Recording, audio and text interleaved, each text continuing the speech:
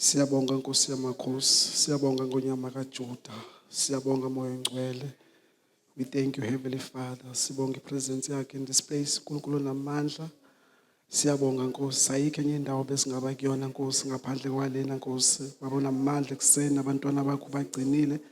Wabavikela Nkosi yami, sizodumisa wena Nkosi, sizofuna ubuso bakho uNkulunkulu namandla. Siphakamisa amehlo ethu ezintabeni sithi Nkosi usizo lwethu luvela phi na? Usizo lwethu luvela kuJehova. Wena Nkosi odala ilizwe nomhlaba Nkosi. Wena uNkulunkulu ongaguquki, wena uNkulunkulu wasithanda Nkosi yami singakuthandi baba namandla wonke.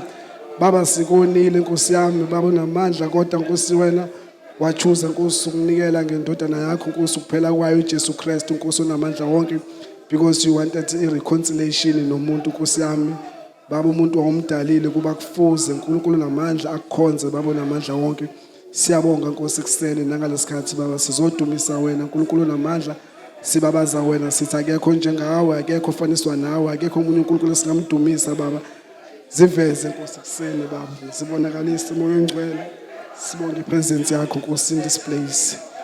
Sibonga ipresence yakho Nkosi in this place, ukhona uNkulunkulu namandla wonke. Sibonga imessage yakho baba, ukhava impilo yami baba, ukhava abantwana bakho Nkosi namandla wonke kuseni.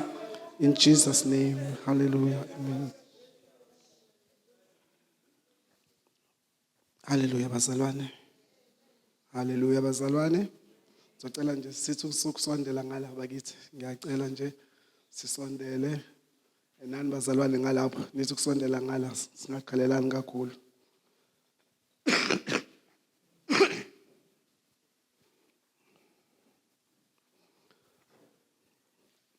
Hallelujah. Hallelujah bazalwane. Kumgqibelo ekseni sicela ukubingelela uMoya Oyingcwele phakathi kwethu bazalwane. Siyambingelela uMoya Oyingcwele, usibukelisi kaMadlala lo phambi kwenu bazalwane. Celiwe abazali namhlanje ukuthi ke sizoshare le message nani. Yeah, siyambonga uNkulunkulu bazalwane ekseni uthi usivusile nisahlangana sila. Ngizothanda ukubingelela uMoya Oyingcwele phakathi kwethu. Ngibingelele leadership yonke yebandla. Abakhona nabangekho. Ngibingelela abazali bethu bengekho kanye nathi bese eGoli, but I know ukuthi banathi ngomoya la. Ngibingelele bonke abasibukayo online, abazalwane bonke aba online siyababingelela. Siyazi ukuthi bayakhuleka bakanye nathi like njengamanje nekuseni. Bazalwane ngizoba mfishane nje, angizoba mude kakhulu because uNkulunkulu kulezi insuku udlulisa imessage eyodwa ebandleni. Angihlezi lapha phansi laphana usisi yami dlulisa imessage le ngiyasho ukuthi Nkosi usushumayelile usuqedile, because imessage ya from last week from Bamadinane ya bazalwane until this morning uNkulunkulu usaqhubeka kuyona namanje leyo message bazalwane, imessage yebandla. So nje angizoba mude kakhulu because usekhulumile uNkulunkulu, usekhulumile bazalwane, and in the message uNkulunkulu bengiphathise yona, it's a very same message usisi aseyidlulisile manje nekuseni. Bazalwane sisesikhathini uNkulunkulu eyibonakalisa like ngakhona nje manje. Ngiyambonga nje uNkulunkulu ngegrace bazalwane, ukuthi ngumntwana kaNkulunkulu. Ngumntwana kaNkulunkulu bazalwane. Kumusa uNkulunkulu wawenza empilweni yami, and I'm very much grateful ngalokho. Ngiyazi ukuthi kwangesiyona inyama yami, because inyama ayizwani noNkulunkulu, ayizwani nevangeli bazalwane, but it's a grace uNkulunkulu ayenze emndenini wami. Khuleka inevele elikholwayo kodwa nje ungayi-understand inkolo. Angibonge bazalwane again ukuba kuleli bandla leli laseCKC. Yeah.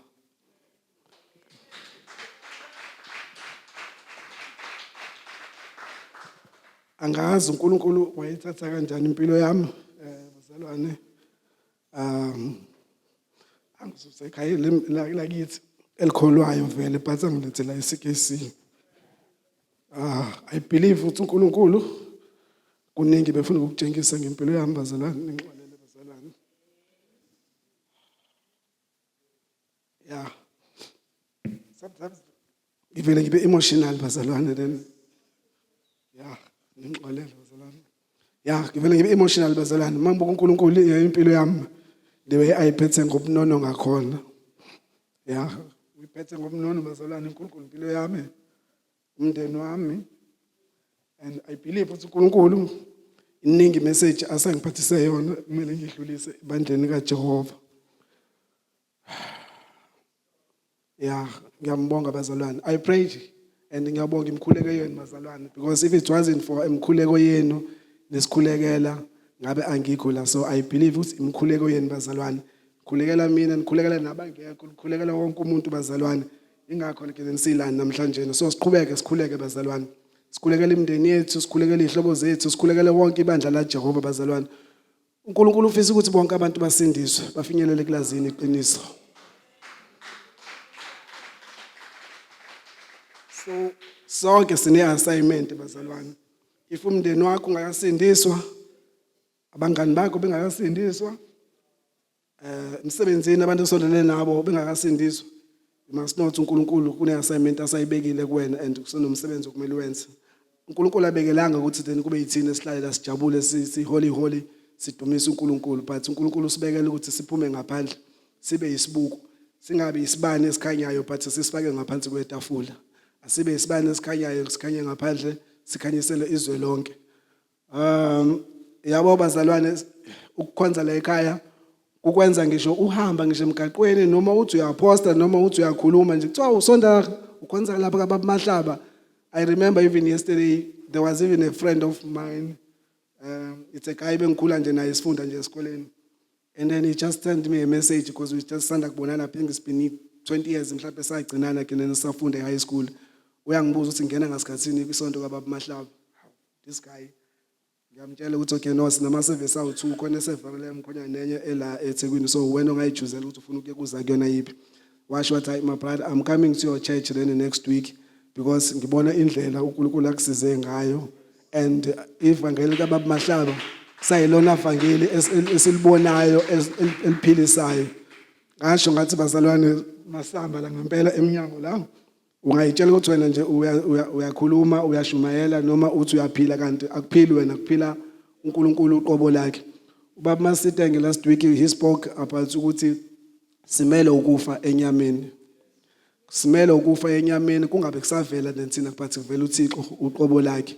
So imizimba yethu simele usinikele kuJehova bazalwane, because like even sambe emhlabeni abantu babone inkazimulo kaJehova, bangabone kinensina, because makuvela thina inyama ihlala ifuna kwenyama, inyama ihlala ifuna into zasemhlabeni, but if kuvela uJehova ufe like wena ufe bazalwane.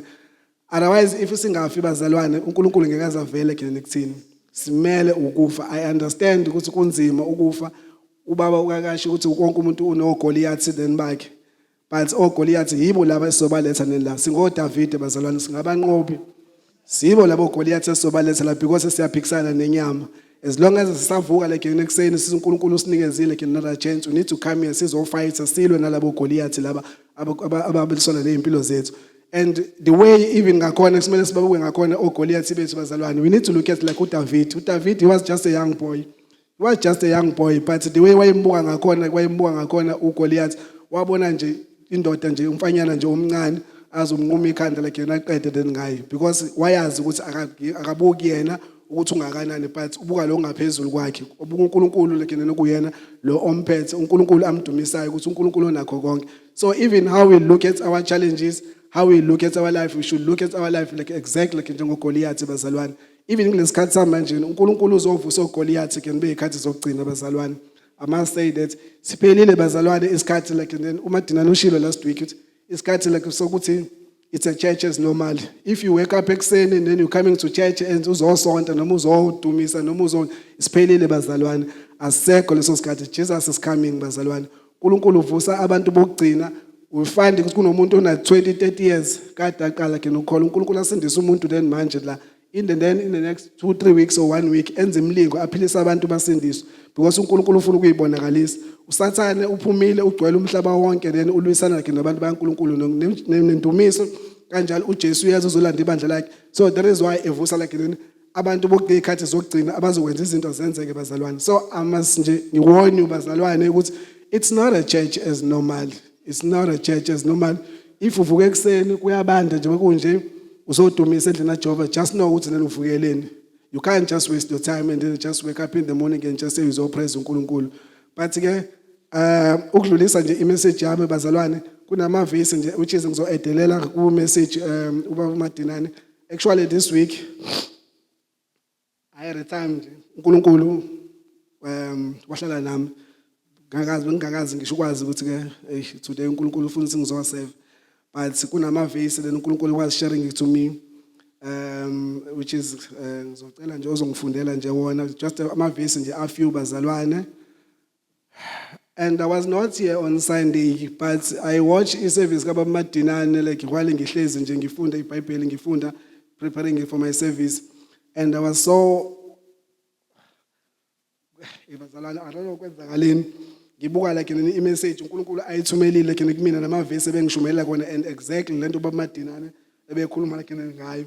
And ngasho ngathi uNkulunkulu le message ayesho uBaba Madinane ukuthi wayetshethe message yakhe ona to find akuyona message yakhe message yebandla bazalwane.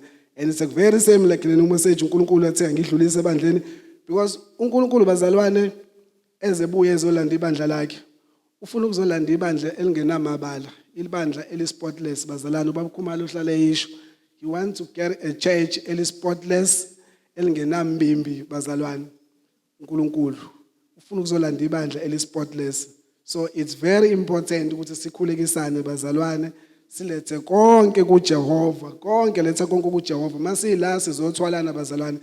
As I said earlier ukuthi impilo yami I believe ukuthi ngila namhlanje is because of my prayers bazalwane is because of my prayers abazali bami is because of some of people ebekhulekela ndeni mina. So again masila asazi ukuthi sizokhulekela imndeni yethu sizokhulekela izihlobo zethu sizoletha amabhizinisi ethu sizoletha konke bazalwane konke ungashiyi lutho uJehova uhlala eshuba ethi kumele umtshele uJehova bazalwane angazi kodwa I believe ukuthi akekho oshiye something endlini akekho oshiye idosha phansi komcamelo akho lutho naphansi kombhede akhona bhodlela elincane angithi bazalwane akho lutho iza nje uwena bazalwane ize nje uwena uthi Nkosi ngiyazendlala phambi kobuso bakho imina lo uNkulunkulu wami uNkulunkulu unakho konke bazalwane unakho konke nalokho wena ocabangayo ukuthi uNkulunkulu akekho akanakho uNkulunkulu unakho konke bazalwane. He is a God who provide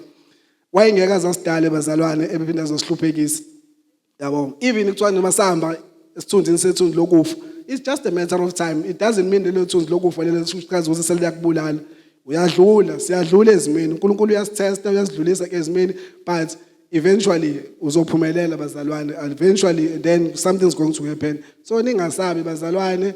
I know sometimes sifuna ukuthi sithembe thina sithembe nezinto zethu zasemakhaya nabantu esitshelwa izona but no, don't trust that. Trust God only. uNkulunkulu ufuna ibandla nje elispotless elingenamabala elingenalutho elidumisa yena kuphela. Sisakhona bazalwane. Hallelujah. Ngizocela nje ozongifundela just a quick nje amavesi awu3 messages ngiyandedela nje bazalwane khona maduze I know khona nabaya emsebenzini. Ngicela ukufunda nje incwadi kaMateyu 6:33. It's a very same book which is uBaba Madinane wayishare then naye amavesi nje awu3 nje bazalwane mekhona nje oseduzana ngangifundela nje yona osayivulile Matthew 6:33. Yes.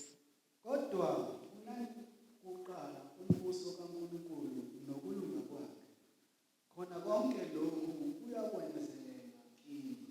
Cela ungiphindele baba. Kodwa funani kuqala umbuso kaNkulunkulu nokulunga kwakhe khona konke lokhu kuyakwenzelela kini. Okay. Elesingisi lithi but seek first the kingdom of God and the righteousness and all these things shall be added to you. Sisa lapho nje ngizocela nje baba uphinde futhi ungivulele incwadi the Chronic 16:11. Funani uJehova namandla akhe nifunisise ubuso bakhe njalo. Okay. Cela ungiphindela futhi baba. Funani uJehova namandla akhe nifunisise ubuso bakhe njalo. Okay. Lokugcina ngicela sifunde Isaiah 55:6.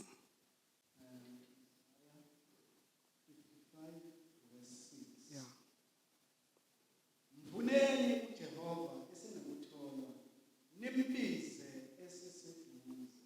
Hallelujah. Cela usibongele baba. Baba izwi lakho khuluma ngalo simende imbozo umkhonto wakho sidlule kuyena sibone wena kuye ngegama likaJesu Kristu. Amen. Bazalwane, last week ubaba Madinane ukhuluma ngento ezo3 which is a message yebandla which was bekade isharisha. The first thing ayikhulume ngayo uthe ukumfuna uNkulunkulu. Uthe siyibandla simele ukumfuna uNkulunkulu. Ibandla ezofuna uNkulunkulu ngekhathi zonke. Ipoint lesibili wathi mase uNkulunkulu sesimfunile kumele uNkulunkulu asiwelise. uNkulunkulu wathi kumele asiwelise, and then the third one what we need to accommodate God. If we look at lama verse lawa bazalwane omathathu, it speaks about seek the Lord. The main said is, but seek first the kingdom of God and righteousness, and all these things shall be added to you. Ekseni siyibandla la Jehova ke bazalwane simele ukumfuna like yena uNkulunkulu. Ukufuna uNkulunkulu bazalwane ukuhlala ezinyaweni zakhe ngekhathi zonke. Uhlala ezinyaweni zakhe uNkulunkulu udumise yena ke kuphela ngekhathi zonke uNkulunkulu. uNkulunkulu othembekileyo. uNkulunkulu oprovideayo, but uNkulunkulu bazalwane sibalekile endaweni yebandla, sabalekele endaweni ukuthi uNkulunkulu simdumise, sadumisa into zethu, sayinaka thina, sanaka into zenyama. That is why Obama he even said ukuthi uNkulunkulu uzovusa abantu abasha abazogijima right now, bagijime nomsebenzi kaNkulunkulu, abantu abamfunayo, abantu abamlangazelele uNkulunkulu, because siyibandla sikhohliwe now ukuthi uNkulunkulu usibizeleni. So we have to bazalwane siyibandla ukuthi uNkulunkulu sifune yena, and uyasho ukuthi but seek first the kingdom of God and righteousness, and all these other things shall be added to you. So what more like than that you want? Why when ufuna ukuthi uyibhekele wena ezinye izinto lezo oyidingayo? Because uyasho uNkulunkulu ukuthi if ufuna like ngiyena konke okunye okudingayo uNkulunkulu uzakunikeza. Akekho uNkulunkulu angenakho. If usibuka again incwadi ye Chronicles 16 verse 11, again it speak about seek the Lord. Seek the Lord and his strength. Seek his presence continually. Seek the Lord and his strength. Seek his presence continually. Which means ungayeki bazalwane. Mase umfunela uNkulunkulu awumfuni uNkulunkulu mase uthi hayi usuyamazi ngoba kusizile wakwenzela le kwempilo yakho wakholwa nje wakholwa wasindiswa usuyamazi uNkulunkulu. Cha, uNkulunkulu asimjwayeli bazalwane. uNkulunkulu masimfuna zonke insuku, because every day uNkulunkulu unemessage entsha ngebandla lakhe. So if uhlezi ezinyaweni zikaNkulunkulu, uhlezi ezweni kaNkulunkulu, umdumisa uNkulunkulu, ukhuleka kuNkulunkulu, every day there's going to be a new message uNkulunkulu ayizodlulisa ebandleni lakhe. But if singalifundi izwi laNkulunkulu bazalwane, singakhuleki kuNkulunkulu and then we wait ukuthi will come Sunday sizodumisa nabazalwane, ngeke sesimbone umbuso kaNkulunkulu, ngeke silibone ubuso kaNkulunkulu. Kune message uNkulunkulu kumele ngabe uyidlulisa kuwena ngaleso sikhathi leso, but ukufica uNkulunkulu ubusy nezinto zakho, udake izinto zakho zenza semhlabeni, unake inyama yakho, unake konke lekene okudingayo. Ngithi kade I wanted to share even something ukuthi nje as I'm in business, makuyi-month end isikhathi says nje esinzima mawusuke in business, because kuningi nje usuke owisha ama-suppliers, abasebenzi, kuyakhokhwa yonke lento leso, usune-stress. But bengiqala kule nyanga ukuthi ngifila ngathi ngine-stress ana, bengenaso i-stress, but ke I was feeling i-pressure like at the same time. But uNkulunkulu at the time, and then he told me ukuthi ehlisa umoya my son, ehlisa umoya, you don't have to worry and stress about everything. Ngithi kanjani Nkosi lento ngidlala ngizwa abantu bestress ngayo. I was even sharing with my friends ukuthi hey, this is the first time I'm feeling so much pressure kanjani. But uNkulunkulu the way avele wayiveza ngakhona while ngihlezi ekhini kuyena ngathi uNkulunkulu nginikela kuwena, because the minute uNkulunkulu umtshela okudingayo, in fact uyakwazi bazalwane esikudingayo, but thina sinalokho sitshela ukuthi sifuna ukwenza ngendlela yethu, sifuna ukwenza ngendlela yethu lekene and so forth, sigcina sikhohle ukuthi okay no, seek the Lord first. If ulethe uNkulunkulu konke uyakwazi ukudingayo, uyakwazi ukudinga umndeni wakho, uyakwazi ukudinga abantwana bakho, uyakwazi konke okudingayo, even abantwana bakho abangekho. Abantwana bakho abangekho bazalwane, abahluphayo, ababhemayo, ihunga, abangekho, abangakholwa nawe lana, ubaba uhlale esho lekene ethi babize labantwana bakho la, ubabize ngabazalwane. Mose ukubathethisa ufrustrate lekene abantwana bakho lena, babize. uNkulunkulu uyakwazi abazi labantwana uNkulunkulu how much more ukuthi you need them endlini kaJehova. And uNkulunkulu mekhuluma ukuthi letha konke kuyena, letha konke thina kuyena. Abantwana kubona bethu bazalwane, ngisanda ukurealize nje lokho. Bengihlale ngakunakile kule nami ukuthi abantwana bami, but uNkulunkulu umeyimbula lento lokuthi letha lekene konke kumina. And I realize ukuthi Nkosi kahle even in few months back I was sharing with uMajozi. I was sharing with uMajozi ngathi Majozi I came to the point where I understand ukuthi uba wayesharisha kule nto kule la other Tuesdays in a prayer la ukuthi even your business, it's not your business. Linikele uNkulunkulu wena you just managing ibusiness kaNkulunkulu because uzoba nenkinga when you just managing it, you think this is your business. And if izifike inkinga uzophathwa yikhanda ube frustrated kanti uma umanage uNkulunkulu if uqashiwe emsebenzini it's not your company mawuqashiwe emsebenzini whoever la usebenza khona wena okwenzayo wenza umsebenzi wala usuku usebenza khona umsebenzi oqashelwa ukuthi uwenze makhona kuna iproblem ekhona ecompanyini we report kubaphathi or ama shareholders it's their problem it's their company it's them who need to solve the problem not you. Exactly, I did that. I said uNkulunkulu I give my life to you. I give my business to you. I give my kid to you. Umshado wami uNkulunkulu wanginikela kuwena, unkosikazi wami nginikela kuwena. Konke okwami ngiyakuwelisa bazalwane. And ngine peace after that because ngiyazi konke akukona okwami bazalwane. Ngine peace. Okwami nje ukulala ngikhuleke uNkulunkulu adlulisa imessage asho kwenza njani. Even my wife, she was having like a problem emsebenzini. Ngamtshela ngathi uNkulunkulu don't have to stress about that. Ngamtshela ngathi incwadi yama it's Romans 8 verse ngivulele bazalwane Romans 8 verse 28. Romans 8 verse 28.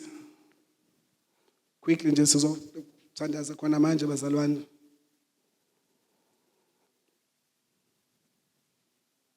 Romans 8 verse 28.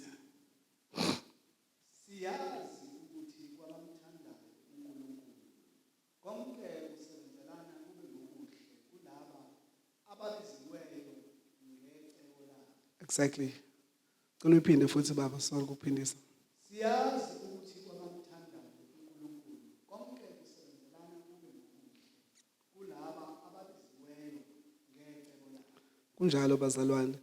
Noma kuthiwa uyahamba esigodini sethunzi lokufa, noma ngabe ubhekene noma engasiphe lenisimo, as long as uhlengele entandweni kaNkulunkulu, it works better for God. Noma ngabe kuthiwa isipho ekinisimo, leso simo leso it's not there to harm you. It's not there forever. Isimo sometimes ukuthi sikupromote as long as uhlezi entandweni kaNkulunkulu. Usalapho baba ngicela ungifundele no verse 31 no verse 32. Because same Roman 8 verse 31 no verse 32. La uNkulunkulu wefuna usitshengisa khona ukuthi we are more than conquerors bazalwane. It's topic yala ukuthi we are more than conquerors. So verse 31 and verse 32.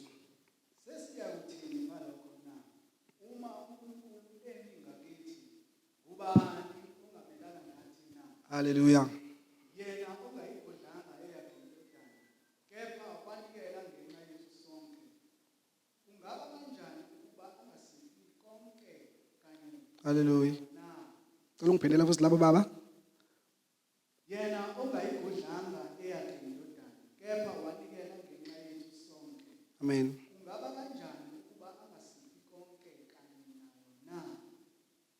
Hallelujah. Niyazwa bazalwane thini? Niyazwa. Kungaba kanjani uNkulunkulu angasinikeza wasinikeza indodana but angasinike keleni konke? Why kuzomela kube khona asigodlela kona bazalwane? Why? So this morning bazalwane sehliseni imoya. Ahliseni imoya silekeze uNkulunkulu udumo. Silethe konke kuNkulunkulu. Akukho akugodlile for us. Konke kungokwethu. Konke kungokwethu bazalwane. Wadala izulu nomhlaba, wadala konke wabothi umhlaba ukho muhle ngaphandle kwethu, wadala umuntu ukuthi bamfuze. So singoNkulunkulu bala emhlabeni. SingoNkulunkulu bala emhlabeni, singama kings and queens ala emhlabeni bazalwane. uJehova isiliva negolide lingelakhe. So as long as you know ukuthi konke kungokaJehova, isiliva negolide ngakhe, konke kungokwethu. So uNkulunkulu konke ukubekele lenthina bazalwane. So akukho uNkulunkulu asigodlele kona namanje kuseni. I want to encourage you nje bazalwane ukuthi konke uNkulunkulu kungokwakhe. Okwethu uNkulunkulu ufuna ukuthi simfune ubuso bakhe. Seek the Lord, seek the Lord, seek the Lord. Seek the Lord. That's a message that I'm trying to pass this message bazalwane kunina kuseni ukuthi seek the Lord. Ekseni sihlangene siyibandla sizodumisa yena, asifuneni ubuso bakhe uJehova. If sifuna ubuso bakhe uJehova, konke uJehova uyakusandisela then gone. Ubaba khona into wayishumela at a time, I think it was sometime last year. Ethi imoto mayihamba imoto inamagiya 1 up to 6 forward no 5 forward bese kuba khona ureverse. Wathi njengoba sabazalwane sila sonke sinesegiyeni kukwena mzalwane ukuthi lelona liphi igear ufuna ukungena kulona. Wena ufuna ukungena gear number 1 liyahamba, ufuna ukungena gear number 2 iyahamba, gear number 3 iyahamba, number 4 even intaba mayinyuka yonke imoto iyanyuka gear number 1. So igear negear lelo kulona bazalwane, wathi choose igear lakho ufuna ukungena kulona like na, but we're not going for reverse. Make sure that you don't go for reverse. Siya phambili kini sonke. So igear lakho lekulona whether ugear number 2 noma ugear number 3, letha konke kuJehova. Ufuna ubuso bukaJehova, ulethe abantwana bakho, ulethe umndeni wakho, ulethe ibusiness lakho, ulethe inkonko okwakho kuJehova. uJehova uyakwazi okudinga impilo yakho. Wena ubheke phambili. Ukuthi imoto yapi uNkulunkulu ukhona, then ama side mirror nezibuko nako konke into uyayicontrol imoto, wena faka igear bazalwane. So ekseni I want to encourage you bazalwane, uNkulunkulu ukuthi ufuna nje ekseni sifuna ubuso bakhe, sifuna ubuso bakhe, sihlale ezinyaweni zakhe, simdumise ekseni because ikhathi zokugcina lezi. Uyabuya uJesu bazalwane, uyabuya uJesu, and ubaba ohlale eshumayela le message every day, always want to remind us that Jesus is coming back. And uNkulunkulu angakufici bazalwane ezolanda ibandla lakhe, ukade uhlezi nala la and being entertained, and imessage isheriwe kube khona abantu abazosindiswa ngezikhathi zokugcina like nibatholi babona umbuso wezulu. uNkulunkulu I believe ukuthi akasibizelanga nje bazalwane ukuthi sizohlala sizohlupheka lelana. Akasibizelanga ukuthi sizohlupheka. Again ubaba ukasho ukuthi khona abantu abofika ezulwini, siyakholwa sonke Yesu wamkhetha uNkulunkulu uJesu, uyakholwa ubona umbuso wezulu, but mase sithwalisa imqhele uNkulunkulu mase kutshengisa ukuthi buka izinto engangekubekele zona, buka izinto engangekubekele zona, this it was for you, kwakumele ke ukuthola uselapha emhlabeni konke lokho nalokho kwakwakho. So I said to myself, uNkulunkulu ngisakhona la emhlabeni, konke lokho ngibekele kona I need to get it. uNkulunkulu ngiyakudinga ukuthi kungabi khona nokodwa uNkulunkulu ozokudlulisa ngingakutholi.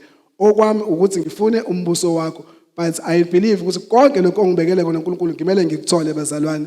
Asikwazi bazalwane ukudlala abantu basemhlabeni beshumayela ngoSathane, bempromota uma social media, bempromota yonke lento ekhulunywa ngayo inyanga, yonke into ekhulunywa ngayo bazalwane niyayazi, and thina sabazalwane sithule. It's even like ihlale ingwarisha njalo indaba even yama Muslim bazalwane, how they bedumisa ngakhona and bekhuleka ngakhona, how much they dedicate their life then kuma spirit abo.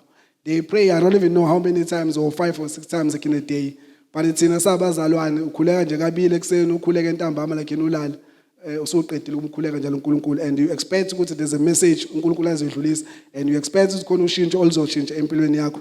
uNkulunkulu sabantu especially sabantu abamnyama, I believe ukuthi uNkulunkulu uyayidlulisa le message lekuseni because isizwe sabantu abamnyama usibusisile, even iAfrica uyibusisile ubaba uhlalesho kini ngayo, but siyibandla elidinga ukukhuleka. Ngaphandle komkhuleko, ngaphandle kokufuna umbuso wezulu, ngaphandle kokuhlala kuJehova, ziningi izinto kini uNkulunkulu angekwazi ayidlulise kithina siyibandla. So bazalwane, asifuneni ubuso bukaNkulunkulu, asikhulekeni bazalwane. Even it means that you pray 5 times. When you pray for your family, you pray for ibandla, you pray for the leadership of the church, you pray for everyone. Even it means you pray 6 times in a day, but make sure ufuna ubuso bukaNkulunkulu, and uNkulunkulu uyayideliver le message okusuke ekufanele uyithole ngaleso sikhathi leso. And I believe you, I bet uNkulunkulu uzolishintsha ibandla, uzolinyusela kule ndawo lekulona. I was telling even my friend ngisho ukuthi angiyazi mina lento yala eCKC, angiyazi bazalwane lento yala eCKC, kumina akulona ngazi ibandla leli. It's like a revolution. It's a revolution if they understand about the revolution, because the way uNkulunkulu ibandla aliphakamise ngakhona, walibeka endaweni ngakhona, and the speed izinto ezenzeka ngakhona kuleli bandla kuleli, it's not normal. It's not normal. Akhona amabandla kuyakholwa la ngaphandle eswaziyo adumisayo uNkulunkulu, but the way iCKC uNkulunkulu ayiphakamise ngakhona. I remember even long back sisase eZansi kule, ubaba was sharing a message esho ukuthi umbono ubone ibandla like iCKC la kwi airport, and la kuzolendela khona wonke amabhanoyi and move, and currently right now I feel ukuthi siyibandla uNkulunkulu usibeke lapho kule ndawo njengamanje. Abantu la ngaphandle bazalwane bahluphekile, bayakhala into zabo ziyabashaya, bayamfuna uNkulunkulu. And if siyibandla singaveli ngaphandle, singabagoni, singabalandi, singabakhulekeli, imphefumulo yabo iyobuzwa kuthina. Imphefumulo yabo yobuzwa kuthina abazalwane because siyibandla uNkulunkulu alisibusisile i-leadership esinayo yebandla uthando olula ekhaya uNkulunkulu the way i-message sithola ngakhona abazalwane and we find leli qiniso leli kuyilona lona eliphilisayo hayi leli qiniso mhlawumbe elizokuphilisa after 3 months or after 2 years or after how many years if ubuka isikhathi abazalwane kodwa ufana kunabazalwane abakade bakhona lento ihlala ingihlupha ngempela ukuthi khona abazalwane abakade bakhona bano 20-30 years but impilo yabo ayishintshi ayiguquki why yabo and siyafundiswa la ekhaya asishumayezwe abazalwane siyafundiswa la ekhaya uNkulunkulu wathi phumani nihambe nibe abafundi nifundise abantwana ngaphandle so siyafundiswa la ekhaya usuku nosuku that is why always equip siya equip and kubalekile ukuthi sishintshe ingqondo zethu we need to renew our mind if ingqondo zethu zingekho renewed bazalwane ngeke sesubone ke uNkulunkulu into ayiphathisile for ibandla we need to renew our mind sinikele imizimba yethu kuJehova sinikele konke kwethu kuJehova and uJehova uzoyidlala indima yakhe and ibandla uzoliphakamisela endaweni yalo so ekseni nje bazalwane want sikhuleke sonke sikhulekisane siyibandla sonke sifuna ubuso bukaNkulunkulu mina bazalwane ngihlale nje kukuningi there's always want to share even ngoDecember bazalwane I want to nje kudlulisa nje lokho sengivala besikhuleka la I think it was the second week sine prayer like on Tuesday sikhuleka and ubaba was saying ukuthi asikhulekele imndeni yethu nezingane zethu even nalaba abahlala phansi kwamapayipi nana all the stuff what if kunomuntu omndeni wakho omaziyo ukuthi akekho wahamba udliwunga ubalekile izingane zakho mbize ngegama njengamanje and uzokubuya ngakhuleka bazalwane there's umshanami ozala usisi wami I remember ngangihlezi lapha nana we praying ngambiza abazalwane ngambiza I remember after 2 weeks my sister kade ahamba nje ekhaya it's been years after 2 weeks my sister wangiselela message wathi nangu ukuthi utholakele usegoli ungiselela ngisho even isithombe even abantu abamtholile is people abantu that are part of ifamily yasekhaya bamtholile ke negoli but my sister she was very discouraged because why nalokho ukuthi lo muntu kade ngithi akabuye ezami ngithi akabuye engabuye angabuye kwesikhathi abuye ahlale for 2 weeks aphinda ahambe again ngathi khululeka uNkulunkulu uzombuyisa ngathi khululeka uNkulunkulu uzombuyisa but bazalwane sithe sizoye ephasikeni it was Thursday wangifonela wathi nangu uyasuka like eGoli manje usendelwe isithombe nansi wangisendela isithombe uphethe impahla zakhe nesuitcase yakhe uyabuya uthi uze ekhaya wayehlala eDurban station ntambama usekhaya kuyimanje labazalwane